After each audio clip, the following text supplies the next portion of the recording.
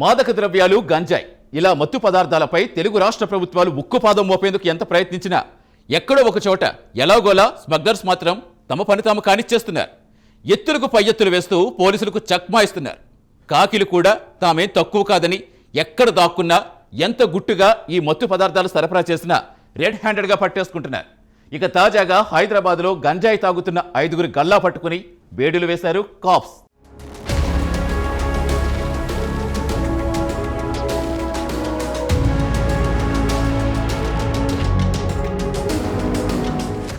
గంజాయి తెలుగు రాష్ట్రాలు ఈ మత్తు పదార్థంపై ఉక్కు పాదం మోపాయి. గంజాయి క్రయ విక్రయాలతో పాటు సేవించినా అడ్డంగా బుక్ చేసి బొక్కలో వేస్తున్నాయి 2 రాష్ట్రాల ప్రభుత్వాలు.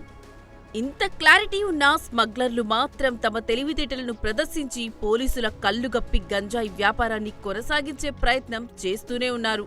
పోలీసులకు అనుమానం రాకుండా పుష్ప సినిమాలో హీరోలా కొత్త కొత్త దారులలో గంజాయిని సరఫరా చేస్తున్నారు. ఇక ముఖ్యంగా గంజాయి చాక్లెట్స్. కిల్లీ కొట్టులో గంజాయిని చాక్లెట్స్ లా అమ్మేస్తున్నారు కొందరు కేటుగాళ్లు. దీంతో పలుసార్లు గంజాయి చాక్లెట్లు పోలీసుల చేతికి చిక్కి తీవ్ర కలకలాన్ని రేపాయి.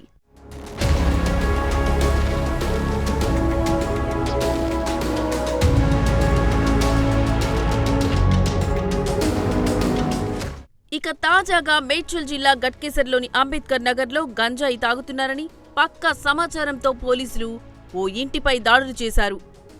ఈ క్రమంలో ఇంట్లో అరవింద్, ఉదయ్ కిరణ్, కార్తీక్, శివ, వినోద్ 5గురు వ్యక్తులు గంజాయి సేవిస్తున్నారు.